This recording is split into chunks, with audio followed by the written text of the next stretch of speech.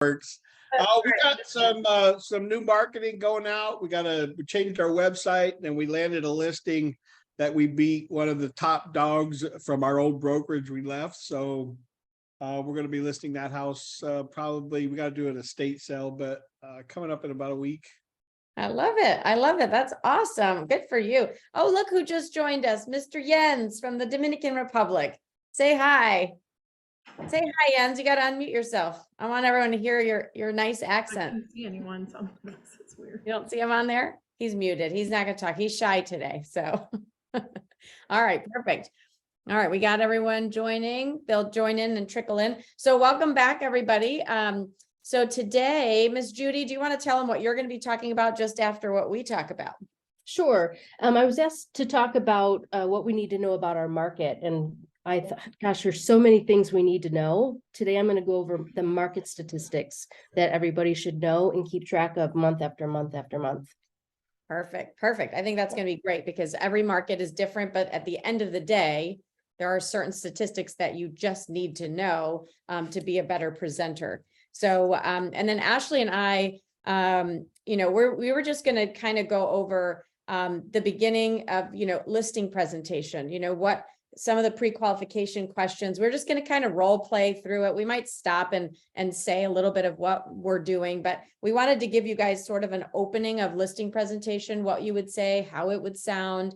And then we're probably not going to go through the comps because we want to give Judy her time as well. The goal is, comps are so different and it's hard to really role play comps online. So we'll skip over that. And then we'll go to the close of the role play. The thing about role playing is you guys should be role playing listing presentations at least once a day to kind of get fluid in what you're going to say. There are so many different variations of listing presentation, but what I found in the last 15 years is that a lot of agents don't have one. They just kind of go in, they say what they're going to say. Usually it's building rapport with the seller. They walk through the house. They sit down, they've brought their comps, but they really don't have like a structured presentation. And so a lot of times I'll have agents like, they want to drill me on commission objections. And when you think about that, when an agent is getting commission objection after commission objection after commission objection, Judy can probably answer this question. What do you think the problem is, Coach Judy? They're not confident in you. They're not confident in you. So at the end of the day, your presentation is the reason they hire you, is how you structure yourself, what you say, how you present. That you're going to get very few times that you get an objection. And if you do get an objection, maybe one or two, it's going to be blown over pretty quickly. Sometimes it's just a question in the mind of the seller. Hey, will you take a lower commission? No, any other questions? And you move on, right? They just want to ask because they have to ask. But what I find is I get a lot of agents because I do a lot of coaching calls and they're like, I need more commission objections. I'm like, no, you actually need to get down to the root of the problem. And it's probably what you're saying or not saying that is the problem. So when you're getting a lot of commission objections, I would say, let's focus on what we're saying. So Ashley's going to be we're going to use an example of my neighbor who listed and sold their home. This is a townhouse property, but a luxury property, a $1.4 million property on a golf course here in McGregor in Cary. They built a home. They have to sell this home. They don't want to rent the home. The home needs some updating. It needs the floors to be resanded. They didn't want to do that. It needed paint throughout. The house had not been painted since 2005, and it needed some light fixtures because it had the old dark bronze light fixtures with the old, glass on it. So that's going to be Ashley, who is the seller, and I'll be the agent. And again, when you guys practice and role play this, you can do it online too with a friend. So during COVID, we did all of our presentations just like this. And so, Ashley, are you ready to kind of zip through and be the seller? I am ready. Yes. Okay, so let me get to my correct screen here. All right, I'm going to call you on the phone. We're going to do a ring, and then we'll pretend that I'm there in front of you doing the presentation. Sound good? Yep. Okay, cool. So ring. Hi, this is Ashley. Oh, hey, Ashley, it's Tina Call. How are you? Good, how are you? Good, good. Before I come out, there's a few questions I need to ask you to better prepare for our appointment tomorrow at 5. Is now a good time for a few minutes? Yeah, I have a few minutes right now. Okay, perfect, perfect. So Ashley, when I come out, if everything that I say makes sense and you feel comfortable and confident that we can get your home sold, are you planning to get the home on the market and allow buyers to come in right away? Yeah, we do want to get it sold pretty quickly. Perfect, perfect. And are you planning on interviewing more than one agent for the job of selling your home? Yeah, we are actually. We have a family friend. Oh, good. Okay, perfect. Wonderful. And then tell me again, you had said that you already built the house and you were moving into the house, I believe in the next month. Is that correct? Yep, that's right. We're moving actually in about a month and a half. Okay, awesome, awesome. Mhm. And Ashley, when I see you, how much do you actually want to list the home for? We'd really like to get like 145, 15 for it. Okay, wonderful. So as a professional real estate agent, I study homes and prices every day. So I assume that you'll list with me at a price that'll allow the home to sell and not to actually leave it on the market month after month. Sound fair? That sounds fair. I know we've seen a lot of homes sell really quickly in McGregor, so we don't want to, leave money on the table. We feel like our house is worth it because we've got a golf course view. Yes, you have a beautiful view. I'm very much in love with that view. It is just absolutely gorgeous. So Ashley, if you had the home for sale and you got an offer for $1.3 million, is that off the table? Would you and Carlo accept $1.3 million at this point? Uh, Probably we might consider it, but I think we would really want to try to stick closer to that 145 number. Okay, perfect. Not an issue. And I only ask that because, some people have this bottom line that we have to try to protect. And a lot of times when I do the research, I'll find that I can't meet that bottom line number. And I'll be honest with you at the appointment. And I just won't tell you something that you want to hear. I'll be completely open and transparent. And I'm sure you want that in an agent, correct? Yep, that's definitely correct. Okay, cool. Well, I'm going to prepare a net sheet for you. I'm going to show you all the professional fees involved with the sale, what you owe on the property to make sure that you and Carlo have your net bottom line. So how much do you owe on the property? We only owe about 400. Good for you. So it sounds like there's a lot of equity I have to protect for you, isn't there? Yes, there is. Okay, cool. Have you ever thought about selling it yourself? No, I don't think so. That sounds like a pain. Okay, perfect. And since you owe money on the property, I don't think you've ever thought about helping, paying it off or helping finance the home for the buyer. You just want to cash out, correct? No, nope. We want to cash out, put it towards the new house, and maybe, get a beach house. Okay, perfect. I would love you guys to get a beach house. That'll be fun. And I've got a great agent at the beach that I can connect you with, a top agent. Okay. So yeah. So describe the home for me, Ashley. What do you love about the home? What attracted you to the home? And then what about the home since you've been living in it for the last few years? Do you feel like, is it your favorite? Yeah, I mean, we love having our primary bedroom on the main floor, and it's really large. And we've got 2-story, like 20-foot ceilings in the living room, which is beautiful. There's trim everywhere, good sized kitchen, and hardwood floors. I think the one thing that we would probably need to do is, I think we have carpet in our bedroom that needs to be replaced, Okay. and, paint maybe. But other than that, I think it's, in really good shape. Okay, good, good. So it's in really good shape. That's awesome. And then I'm going to be sending over a package of information. In there, you'll see all the stats about me, my company, all the success that we've had with clients that have hired us to sell their home. Will you take a few moments and review that package Yeah, we can take a before look I at come it. out? Perfect. Because when we meet, I really want the presentation to be about you, your family, where you guys are going. And that way we don't have to spend a lot of time talking about myself or my team. Sound fair? Yeah, that sounds good. Okay, cool. Any questions that you and Carlo have before I see you tomorrow at 5? Yeah, what is your commission? Oh, that's a great question, Ashley. In fact, I'm going to write that down and make that one of the first things we talk about. What else do you have? Do you do any like additional marketing that we wouldn't know about? That'll be all in the package of information. The thing that you'll notice about us, which I'm very, very proud of, is our company is international. We're in 22 different countries, and part of our presentation tomorrow, I'm actually going to show you, that's the one piece I am going to show you that we'll go through to show you how we bring international buyers to the property. And we know in our market, 15% of the buyers that purchased last year were international buyers. So that's a great question. I'm excited to show you how we're going to connect you with those buyers. Oh, and I also want to know, how do you market to our neighborhood? You know what? That's all going to be in the package. So we're a very prospecting based group, Ashley. We're very we do a lot of outbound calls. So we're going to actually physically pick up the phone and call your neighbors and let them know that the property is available, because we know in McGregor, a lot of people, they jump from house to house to house, or they have a friend or family member that's been thinking of moving. So we're definitely not passive agents. We're very aggressive agents. Does that sound like something you would want from your agent? Yeah, no, that sounds really good. Okay, like that. very, very good. Well, just so you know, our meeting should only take between, 15 and 35 minutes, and that's including all of the necessary paperwork to get me started. So is that okay with you?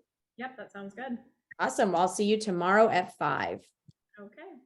Okay, perfect. So, so the goal of that, guys and gals, is, when you are doing a presentation for a seller, the goal is to have as many touch points as you can above your competition. So if I'm going to go in to meet with a seller and I've talked to them one time and they're like, hey, this is Bob and Judy, come out and list my home or come out and do a presentation. And you only go there at the first time and you've talked to them one time and you haven't done this. And I've talked to them 3 times. Who do you think they have more rapport with? The agent that's like, oh, great, I got a listing appointment. And then they go show up and meet the seller, or the agent that's actually at least gone through some questions. So think about it as the nurse that meets with the patient, takes all the information, and then the doctor comes in. So that's kind of how we look at the pre-qualification. Now, before I used to go out to the property, because I haven't done this in literally 3 years, is that I would make sure I get all of my comps. And if I'm not familiar with the neighborhood, which for me, I wasn't familiar with a lot of the neighborhoods because I was calling everywhere. So I would go early and I would actually drive the neighborhood and drive by the comps that I have. And I would actually throw out the comps that weren't good. So if I had a comp all of a sudden that was, oh my God, that backs to a road, I at least would make that notation. Or maybe I had a comp that was sold, but it was next to like a really terrible house, or it back to a building, a commercial building, or things that I couldn't see when I'm running comps. So I actually would do a little bit of extra homework, because the worst thing you can do is show up at the house and the seller knows more about those properties that you have in your hand than you. That is a terrible moment. And I've been there. They're like, oh, that house is this, that house is that. So you want to really prepare. And then the other thing is, I would actually be reciting my listing presentation in my head. A lot of you are very opposed to having a canned listing presentation because you feel like it's not you. But once you do it over and over and over again, it just becomes you. And it's just the new way that you do things. So it sounds less canned. Anything you want to add to that, Ashley, for the pre-qual to the listing? No, I think you got it all.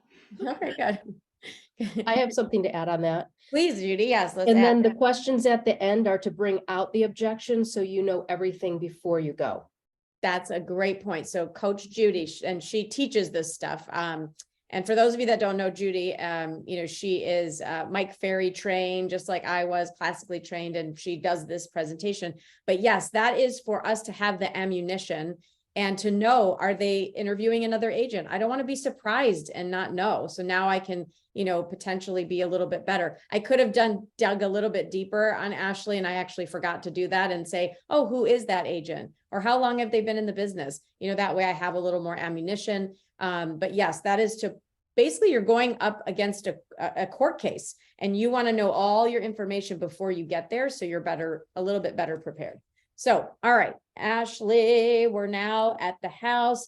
I've sat in the car and I've chanted. So the other thing is, I just want to say this for a mindset thing. I would sit in the car and actually physically imagine the sellers signing the contract, like me handing them the pen. They're signing the contract. They're so excited to list with me. you have to have that feeling that you're going to get the listing versus like that nervous feeling that some of us get. So it's all about like, yes, I'm a great agent. I'm the best agent. They're going to list with me. I know it sounds cheesy, but I did it all the time because it got the nervous energy out, because you're basically going to present right now and they can throw so many curveballs to you. So it's just nice to come in with that attitude. All right, here we go. So Miss Ashley, let me go back to okay.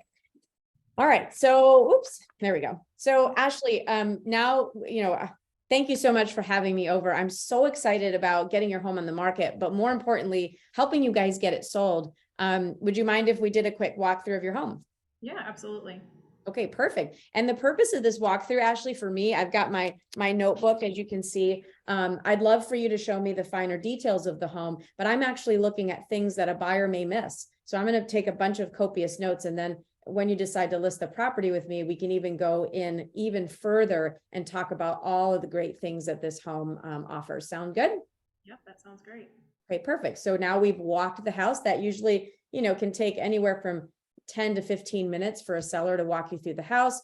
We get back to the, ground floor. We're standing in the kitchen, and I will say to Ashley, I would love to sit down at the kitchen table with you, because I've got some presentation material that we can go over. So we'll sit down and then I'll start my meeting. And the way that I like to start is, I want you to know, Ashley, that I've worked really hard on gathering this information to help with pricing this home. And I'm hoping the information is as clear to you as it is to the buyer that will be offering on the home. And I think it's so important that we understand that you and the buyer have to align, because if we come up with a price that is something that a buyer or another agent cannot come up with, we're going to have a house that sits on the market month after month. And so again, the purpose of this presentation is for you to be able to clearly tell me, okay, based on what you've brought me today, I think the price is this. Does that make sense, Ashley?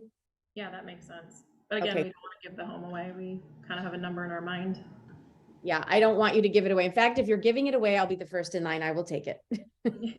So we do not want to give your home away. I totally get it. The good news is that you're in charge of all the decisions of moving forward. My job literally is to show you the process that we use, the proven process that we use to get homes sold, and to take the guesswork out of it. So I want you to be empowered to know that you are in charge of this process. And this is not me beating you up on price. This is you saying, okay, even though the price may be this and I don't love it, but let's have an honest and open conversation, because my job is to get you the most. If I can get you $1.6 million, I'm going to try to get you $1.6 million. But we want to be realistic, because we absolutely want this home to sell. Sound fair? Yep, that sounds fair. Okay, very good. Well, there are typically 3 things that sellers like to discuss when we meet before they decide to move forward. Number 1 is, how do we market this home to create that maximum exposure on the property to get as many buyers in the home as possible? And so I'm going to show you that today. Number 2 is, what pricing strategy are we going to use to support what we come up with? We have to have a strategy around that. And number 3, why I believe you should choose me as your agent to get the property sold. So first, I want to qualify some numbers based on the agent experience in our market. So my question to you actually is, how many homes do you think the average agent in our market sells? Probably like 10. 10 homes. You know what? You're very close. The average agent in our market actually sells 4 to 6 homes per year. And so when you think about that, you've got this investment here that we know is we've got $800,000 of money to protect and extract from this property. And the average agent sells 2 to 4 homes. Now, my team and I, we sell 80 homes a month. Now, for you agents, I'm going to stop role play. For you agents that sell 25 homes a month, or I'm sorry, 25 homes a year, you can still talk about this. I sell 25 homes a year. I sell 10 times the national average. If you sell 40 homes or 60 homes, I sell 10 times the national average. So figure out, what it is in your town. So that is going to highlight that we know what we're doing. So Ashley, we sell blank amount of homes per month. So you can see that we're professionals in the market. We're not just doing this once a quarter. Most brokers, they're going to use the 3 Ps of selling. They're going to put the house in the MLS. they're going to put a sign in the yard, and they're going to pray that it sells. And that's about that's about their ability to get the home sold. And then you have my team that does all of the marketing strategies that you guys saw in that brochure that I sent you, which has allowed us to be hired by more than 80 clients every single month to protect their equity. Were you able to look at that brochure that I sent to you last night? Yeah, we took a look at it. It was very extensive, and I appreciated you sending that over. Okay, awesome. Awesome. Well, right now I'm going to show you, and let me just share my screen. I'm going to show you right now, Ashley, this is where, for those of you, all of us here, I believe, are at eXp Realty. So all of us have access to this. This is our luxury brochure at the company. Now, this is a $1.4 million property. So it's luxury in our market. And I think in some markets, 750,000 would be considered luxury. This is where I'll take Ashley through the presentation for luxury. So I want to really hammer this one home, because it's sometimes they say that they look at the package and they don't, and they lie. But sometimes they actually do. And this is the part that I like to go over. So Ashley, here's a beautiful picture of your property, 144 Crescent Bluff. Isn't your property look gorgeous? That looks great. Where'd you get that picture? We actually had our photographer run by after I talked to you the other day to take that picture, because I really wanted you to see how important it was for us to capture the home in the best light. I did see someone outside. I thought that was kind of weird. So. Oh, I'm so sorry. We probably should have told you a little bit about that. I actually forgot, but that is your beautiful home. And I wanted to show you how we create this perfect presentation for you. So the first thing that we're going to do for your home is give it its own dedicated website. You'll get your own URL. It'll have a stunning Google Earth property flyover. It'll have its own YouTube video. And so this is a way to show you that, we are really serious about marketing your home and having it stand out from the competition. So there's your property online. The thing that we're most proud of, Ashley, is that we are going to put your property in the most elite publications. So the Wall Street Journal, have you ever heard of the Wall Street Journal? Of course, yeah.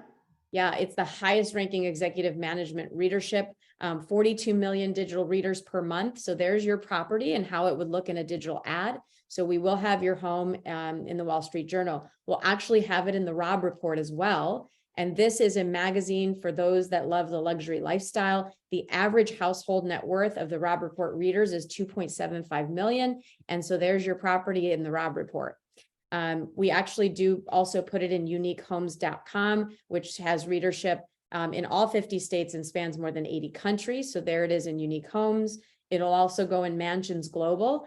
You're a 4,500 square foot house. And you got to remember, to some people, that's a mansion. You move to San Diego or San Francisco and, this price, a 700, 800, 900 square foot home is what they're getting for some of the pricing that, we're selling for. So upmarket.com, New York Times, 25 million users per month. So there it is in the New York Times, the James edition, and it goes on and on. So down here, I want to show you that as well as all these media sources, it's going to go into the international IMLS, which has 1 million listings in 70 countries. So we know in our market, 15% of our local brokers our homes are sold by international purchasers. And I know you mentioned, I think the first time we talked that you were talking to a friend and you mentioned that they worked for a small company here locally, which is fine. And I'm sure that agent is great. My concern would be that we would miss this international advertising.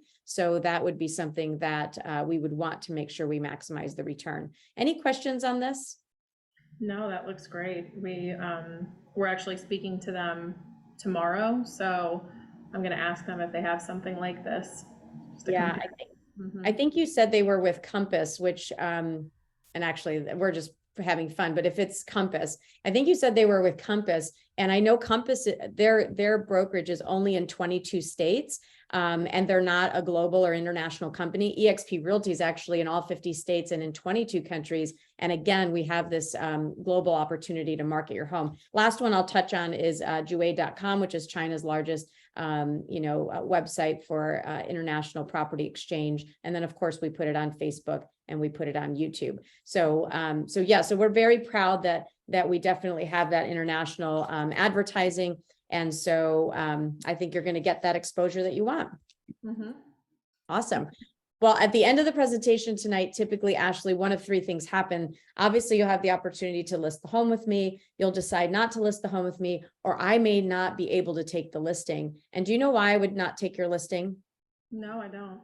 Well, the reason is that I could not come up and deliver the price that you want with what the market is bearing. So again, I will definitely tell you the truth as we go through these comps. Now, there's really only two issues that we need to look at today. Number one is your motivation to get this home sold. And number two is the price that we set on your home. Now, I've prepared what we call a comparative market analysis, and there's two parts to the research. Part one, we jokingly call fantasy land. And that's what some agents will list homes for. And I've got about 5 examples here of homes that were listed by agents in this current market, which we know homes are selling, and these properties failed to sell. And what happened, Ashley, is they priced them way too high, and they lowered the price and lowered the price and lowered the price. And what happens when you have a property where the price comes down over and over again and it sits on the market? What do you think when you see those properties when you're house shopping? Yeah, I think, they're going to get probably less money for it. Yeah, I mean, and the buyers think, what's wrong with those homes? And then part two of the comps that I brought you, that's what we call reality. It's what professional agents list and sell homes for. So we have to decide today, where do we want to spend our time? Now, the comp analysis is to determine the value of your home in the eyes of those buyers. Remember, they're the ones that we're marketing to. We're really marketing to the agents, because the agents are going to sit down with the buyer, and then the agent's going to run comps for the buyer. And so we have to sell these agents on the value of your home. Now, how would you say a buyer determines value when they're looking around and shopping? Yeah, I mean, I think they're just comparing what's on the market, things, houses that have sold their neighbors and, what prices they've got. But also, you know what your house is worth. We've been here quite a while. We've seen the other homes selling, so we just want to stay in line with them. Absolutely. So like you said, the buyers are going to shop around. They're going to look at properties. They're going to compare. They're going to look at your home based on its features, based on its benefits. They're going to compare it with the features and benefits of similar homes and the homes that have sold and decide, is this home for me? So, I always use this analogy. If we were out, buying a car today and we found 2 identical cars and they were $50,000 each, but one was going to throw in a moonroof and fancy, rims and maybe a navigation system for the same price, it's obvious that we would all choose the car with the fancy navigation system and the upgrades for the same price, correct? Correct, yep. Yeah, but at the same time, if the dealership called us back and said, hey, we know that other car has a few extra features, but we're really desperate to get this other car off the lot, and we're going to give it to you for $35,000 today. I don't know about you, Ashley, but I'm kind of like deals too, and I might give up a navigation system for 15 grand, knowing I can put it in, correct? Yep. Or take So the cheaper one. Take the cheaper one, right? I always love a good deal. So you can see, in order to increase value in something, we can either have a lower price, that always helps, or we can have more features, more benefits for the same price as the others. So when we are pricing your property, we want to look at your features and benefits that you have, the golf course view, the really nice layout, the high windows that I see here. We want to use those jewels of the house to get the buyers in and get them to pick us, versus saying, well, I have all these extra features, I'm going to charge a lot extra for for my features and benefits. And sometimes, as you can see with these properties here that didn't sell, sometimes that strategy doesn't work. So what I'd like to do right now is kind of go through these other comps that I brought. And this is the part of the presentation that involves you. And we're going to go through each and every one of these. Sound good? Yep, that sounds good. All right, so this is the part, obviously, that, and I want to make sure we give Judy enough time. This is the part where I can't teach this online, but what we do is we have our actives, our solds, our pendings, and our expireds. And I'm going to make sure that I take and walk the seller through every single comparison. How many bedrooms? How many baths? Do you see this price? Do you see where it came down? Do you see where it went up? If the seller is engaged in that part, they're going to convince themselves, as you're doing that, of why they are overpriced, or if they're in line, or if they are underpriced. So when you're taking the seller through all this comp analysis, the goal is that they're paying attention. Because if I just say my opinion and I don't validate it, or I just say my opinion and I kind of just throw some comps in front of them, like, trust me, I've done the research. it doesn't work, because no matter what you show them, I mean, how many of us have been with a seller? It doesn't matter how many comps you show them, they still go back to what they want and what they want and what they want. So once we get done with the presentation, the goal for Ashley is obviously she's coming to the realization that maybe 1450 is a little bit high. That's the goal. And she's going to know that I'm leaning towards a different price. So Ashley, now that you've seen these prices, now that you've seen, what is going on in the market, what price do you feel that we should use to create value in the eyes of the buyer and get somebody to decide to buy your home versus the competition? Well, I see what you presented, but I think, maybe 145 is a little high, but I'd still like to try somewhere like 135 to 14. Say that again. I said 145, I guess, could be a little high, but I think I'd still like to try 135, 14, and they can always make a lower offer. Perfect. Well, now that you've seen these prices, Ashley, I'm actually going to recommend that we list the property at 1375. I think that price, based on the comps I showed you, and now it sounds like, you even mentioned 1350. I think we could land at 1350 to 1375, but I definitely think we should start there. So all we need to do, if you're in agreement, is simply get the property on the market and get it in front of buyers. So are you ready to get started? Because I know I am. Yeah, and what's the commission? Oh, the commission is 6%. Okay, yeah, because I think the person that our friend does it for a little bit less than that. So we definitely would prefer commission that's lower than 6. Yeah, no, I can appreciate that, Ashley. You mentioned that you really wanted a strong agent and an agent that would tell you the truth. Is it okay if I share with you some of my thoughts on reducing commission? Sure.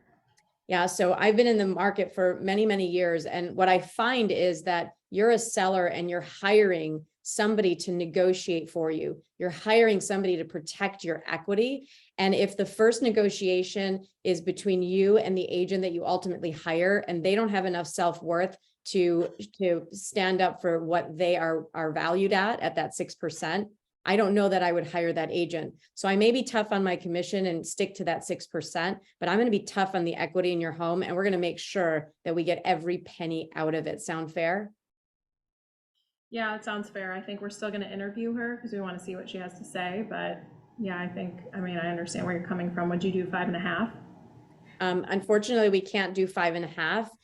Again, with knowing where the other companies are and knowing that we are international, we're going to bring you more views, more buyers, and more potentials.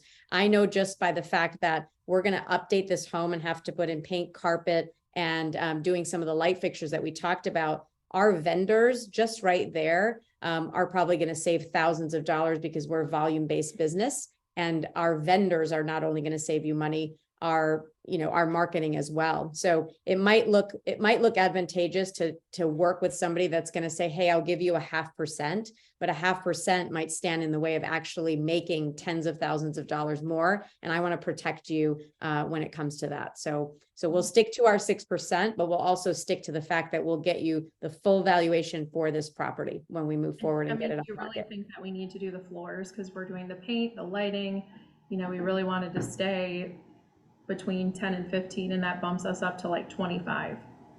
It really is ultimately up to you, Ashley. My question to you would be, are you willing to risk leaving money on the table by not doing the floors? That's good.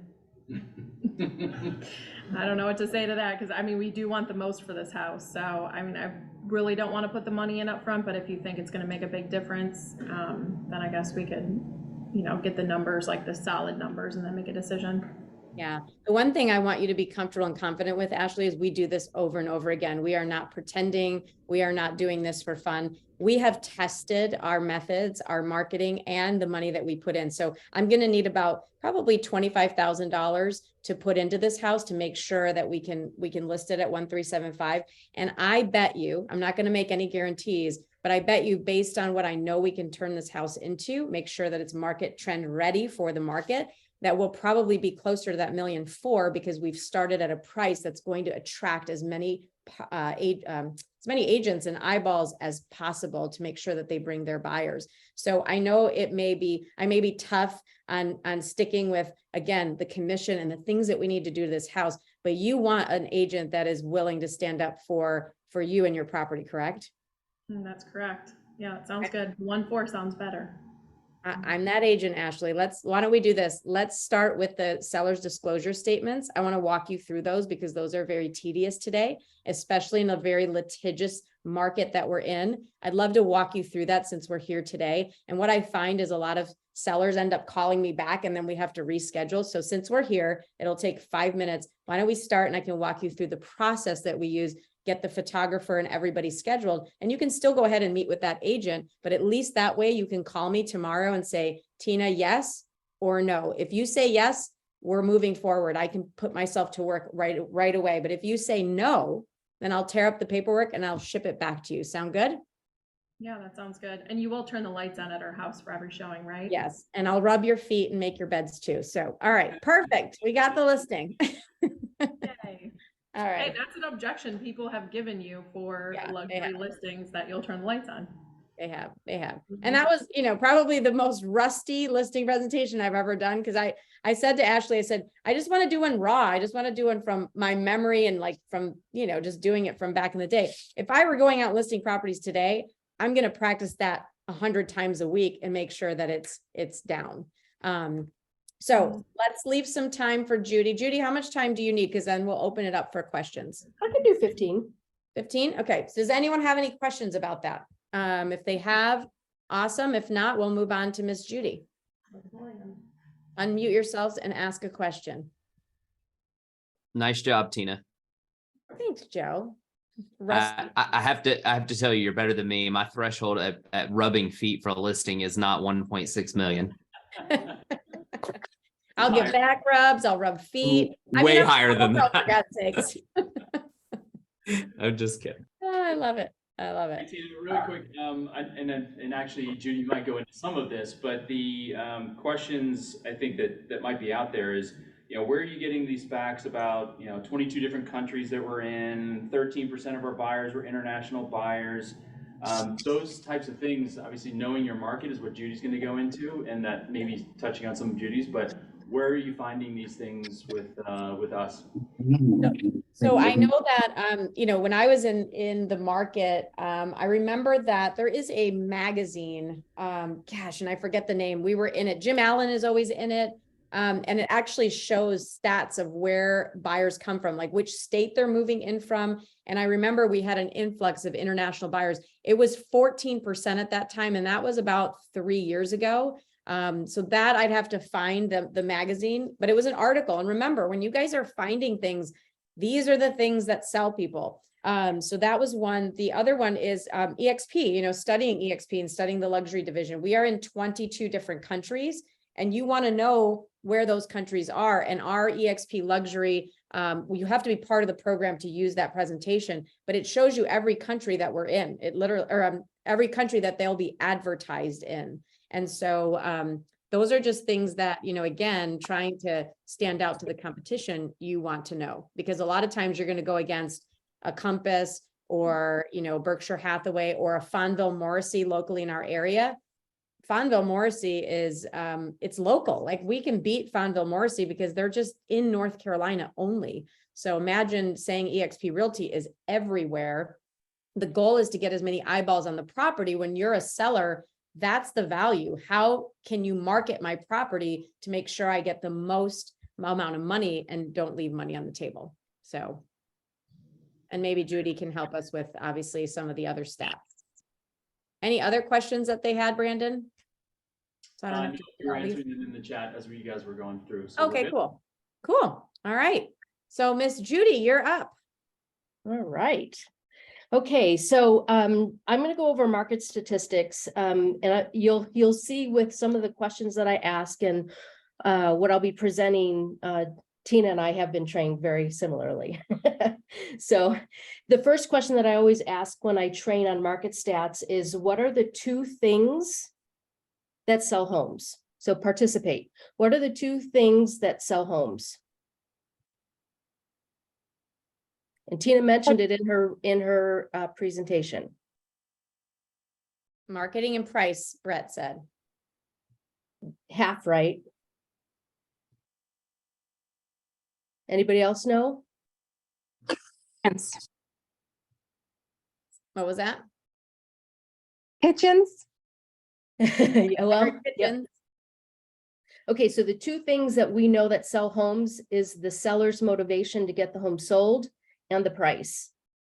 So those are the two things, and we can talk location, we can talk amenities, we can talk about all those things, but no matter how, even a house that's a dog, like here in Utah, meth is a big thing. I just sold a meth house because we priced it right.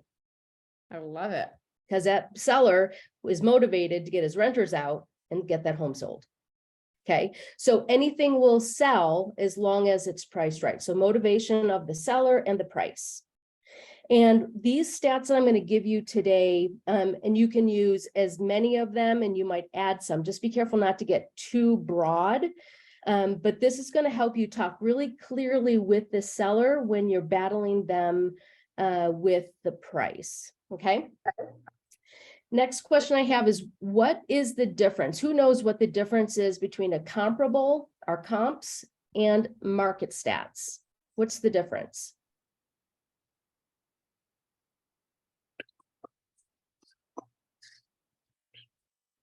You can unmute yourself because I'm not looking at the chat. So you don't have to be on camera, but Does it have something to do with closed properties versus the whole picture? yes. In partly. So anybody else have a guess on what the difference between a comp is and a market stat? Okay, so a comparable, so I'm glad I'm doing this. So a comparable is your direct comps, right? Within that mile radius, what is the appraiser going to use? What is the neighborhood? That's a comparable. A market stat is your broad picture. So where Tina and I come from, and down in Detroit, Michigan, we had 3 counties. So when I ran my stats, I ran it for all 3 counties, the tri-county. And so when I presented it, I let them know that this is from Wayne County, Macomb County, and Oakland County. Some people would be upset with that. And I would explain, well, let me ask you, people that live here in Grosse Pointe, how many of them do you know that moved maybe to Bloomfield? Or how many people from Bloomfield moved to Grosse Pointe? And they're like, oh yeah, that happens. That's why we do market stats as a broad, because we want to know what's going on all around us. Okay. So be confident again in presenting that. If you know why you're presenting it and you can present it in that manner, they will accept it, even if they don't like it. Okay. All right, so I'm going to start out with what we're going to, what to start out with, which market stats. The first one you want to pull is let me start. You should do this monthly. So at the first of the month, you're going to run your stats and you're going to pull out how many total homes are on the market. And this can be homes, condos, multifamilies. The only thing we don't want to put on here is land or commercial. So anything someone's going to live in. How many homes are currently on the market? Active. And for my analyticals, don't worry if they've been expired and relisted. It's just how many are active. Okay. Number 2 is how the inventory has grown. So what I want you to do is I want you to then run how many new homes came on in the last month. So the prior 30 days. So we're in June. How many homes came on the market May 1st through May 31st? That's how your inventory has grown. Any questions on that? Okay, now every market is different. Every MLS is different. I had to learn my MLS here in Utah on how to pull these. With all the coaching I've done, I have seen some MLSs, it's hard to pull some of these. So again, use what you can and go from there. Okay, number 3 is how many homes are currently under contract. So how many are pending, under contract, whatever the terminology that you've used. Now, when you present this to somebody, you can say, these are the homes that are priced right and are selling. Because I don't know about in your markets, but in my market, well, it's picked up pretty well this last month, but our prices have not gone up. So if a home is overpriced, it's not selling at this point until someone adjusts it. So number 3 is what's under contract. Number 4 is the total number of homes that closed in the last 30 days. So again, May 1st through May 31st. How many of them went to the closing table, money and keys were exchanged?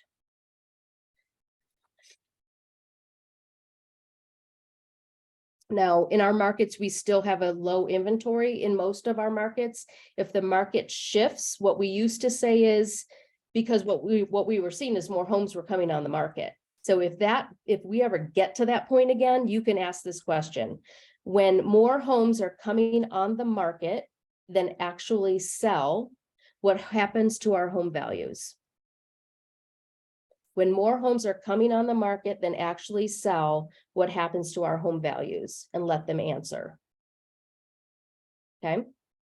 All right. Number 5 is the average days on market of the homes that went pending in the last 30 days.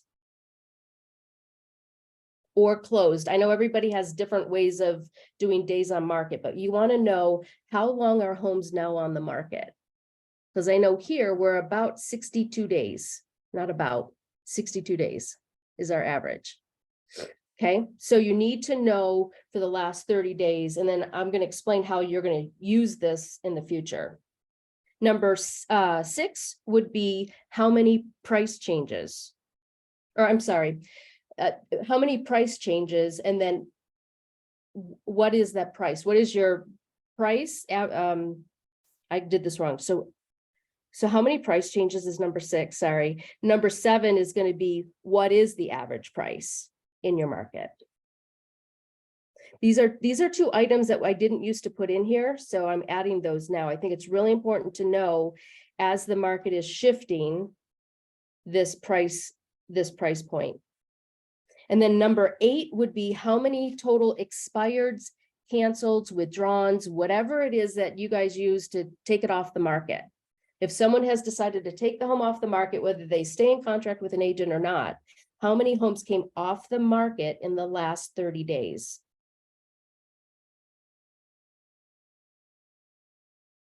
Now, if you run all 8 of these every month, can you imagine how good you're going to be at pricing, at knowing you're going to be, even though you're looking at it from the past 30 days, you now know where the market is going.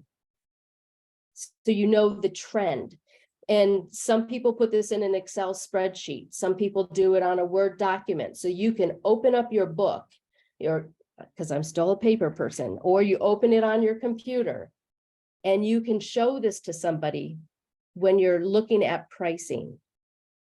Okay, so let's talk about where are the places that we can use these market stats? Where would you use them?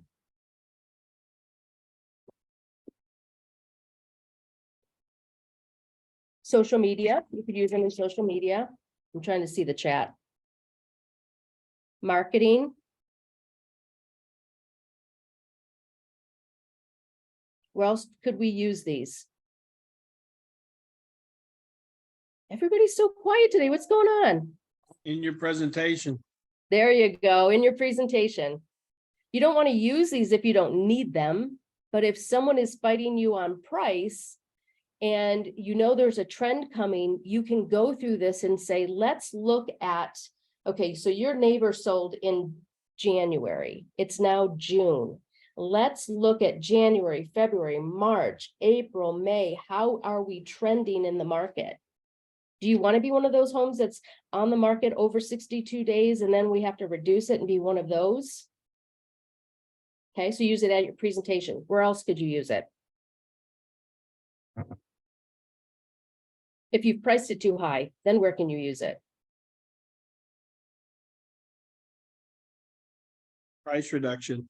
Price reduction. Where else?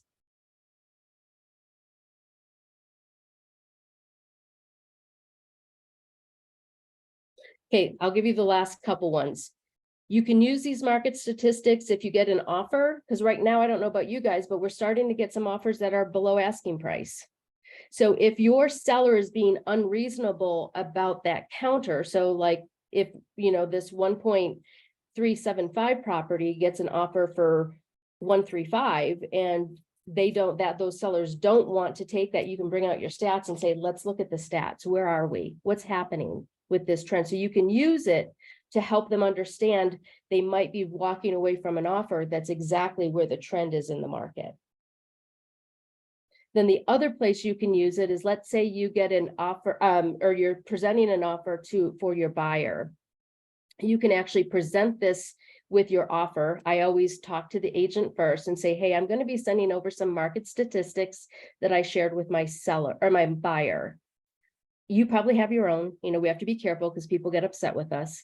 So I say, you probably have your own, but this is what I've shared, and I'm going to present them with my offer. If you would share them with your seller so that they can see part of the reason of why we've come to offering this price versus their asking price. Okay. Now, one of the places I think you need to be careful is if you are using it in social media, you are using it on like your SOI calls, you're using it in conversation, be careful not to just regurgitate it. Use it as an example. So for those of you that do any kind of market stats, think about how it just makes your conversation easier. So you have, let's say you're prospecting and someone says, well, I'm afraid the market is just changing and I don't. Gosh, I have 6, 7, 8 statistics that will give you a great picture of where the market is trending. If I could show you those and you can see how it would be a good time to sell your house, wouldn't it be worth us getting together? Say 10 minutes, let's do that. Say tomorrow at 6 or Friday at 6. So you can use it as a reference. Hey, I have these numbers. Instead of giving them all the numbers, reference that you have this, and it's going to help them make the decision, help them know how to be in the market, or maybe it's not good for them to be in the market.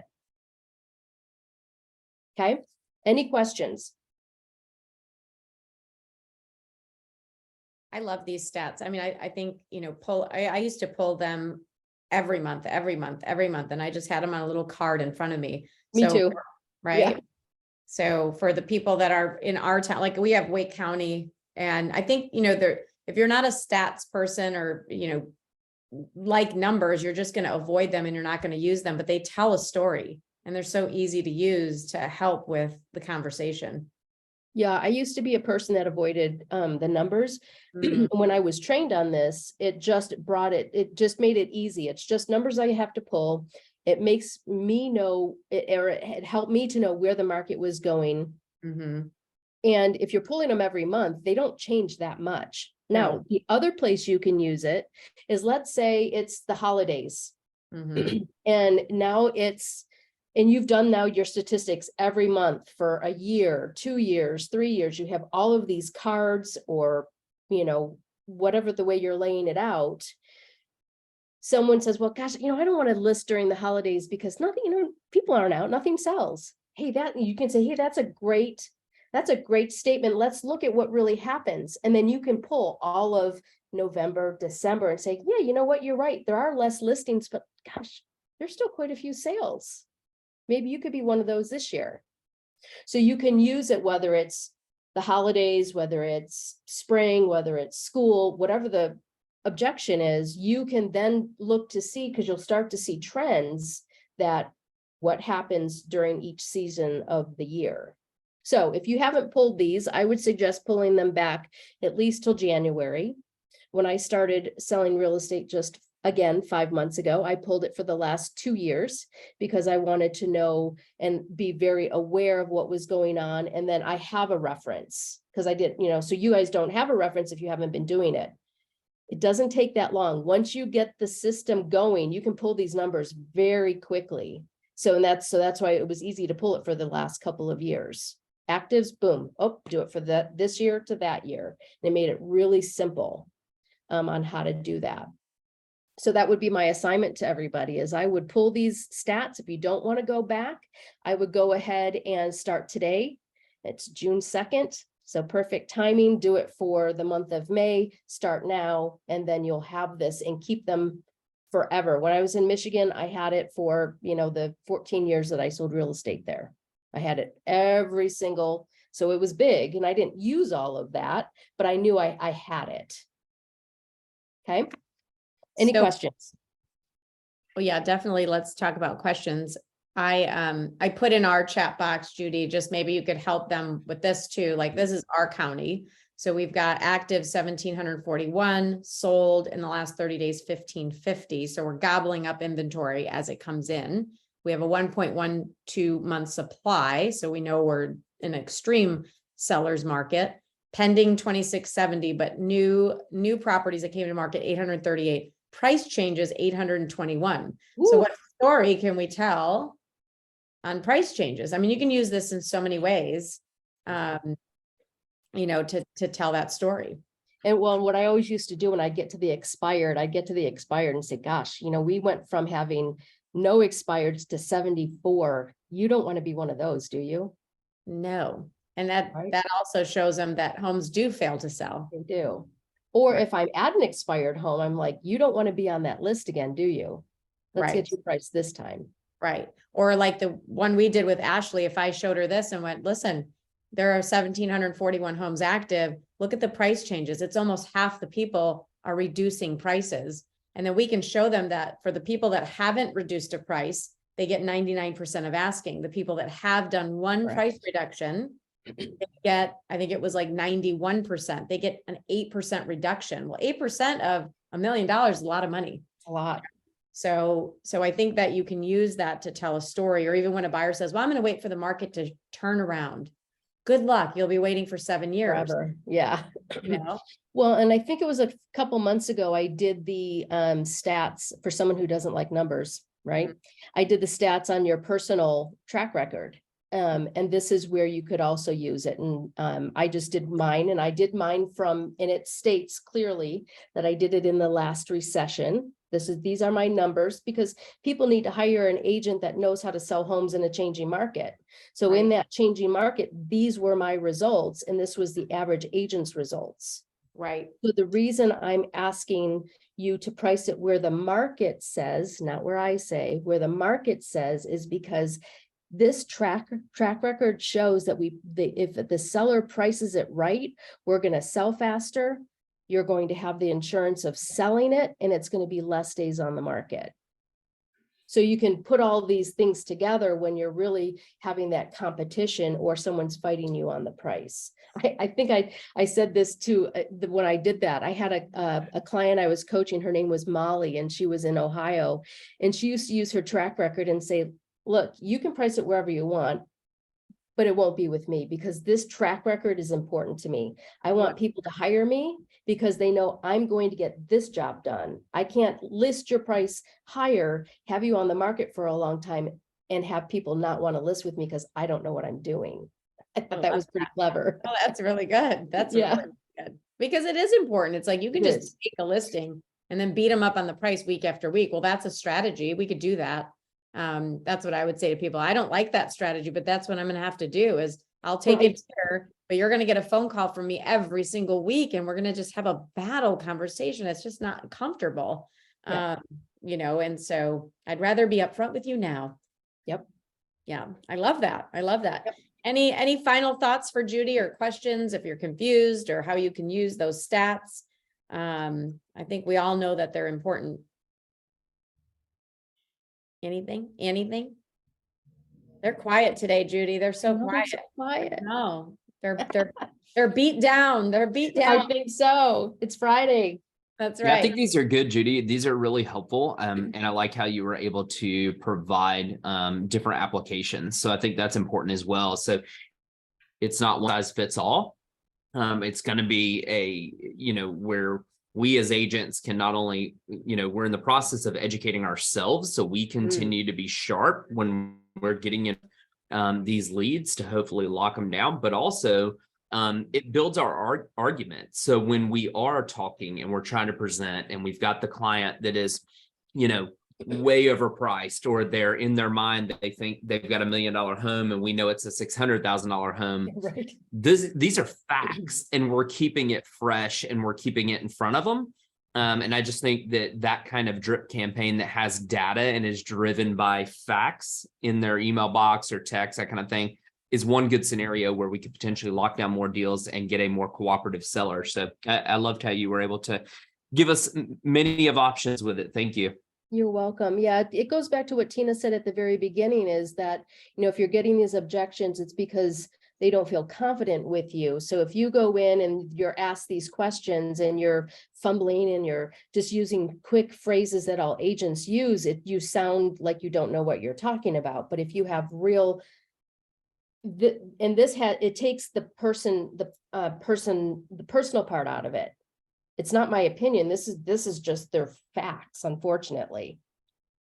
Yeah, I love that. Somebody asked in the chat box, I think it was you, Heidi, where does EXP rank? And so this is our rankings here in the triangle. You guys can see that year to date, EXP is at 25, almost 2,600 units sold. The next one is Howard Perry Walston at 1,600 units, and then Compass at 992. And then Wow. Berkshire Hathaway at 639. So you can see that EXP is just crushing the competition when it comes to the units and volume. I mean, we're already at $1 billion worth of real estate. So when people ask you, where does your company rank? Number one. That's where we rank. And then when you go back and you look at, you can look at agents. So if you ever are competing against an agent, you can look at agents in the market. I always do this when we're going up against different agents and I want to look at year to date. That is what we'll do. And so if you guys are going up against someone and you just need hey, look up this person's production, we can do that too. So just letting you guys know. Yeah, All right. one of the things that I did is I did a abbreviated version of this as my quarterly mail out. I did a market, what's going on in your neighborhood is how I did it. And all I did was the active pendings and closed, how Mhm. many happened in that last quarter. And I would send that out quarterly so that people could see in a small, and then I would put a little disclaimer, if you want more information about your neighborhood or more statistics, give me a call. And it's funny, that was the one thing that got me probably the most, like let's say April 15th came along, they knew I'd get it out within 2 weeks of that quarter, people would be like, where's my market stats? They like it because they want to know what's going on in their neighborhood. But I kept it simple, just 3 little postcard, what's going on. Mhm. Yep. I love it. I love it. Well, that was very, very helpful.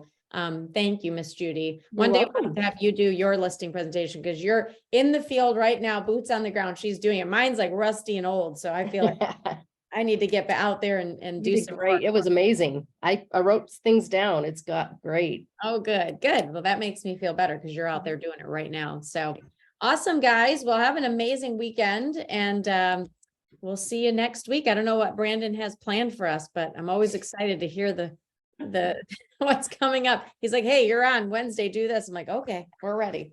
So, all right, guys, we'll see ya. Thank you, Judy. Thank you. Have a good week. See ya. Bye.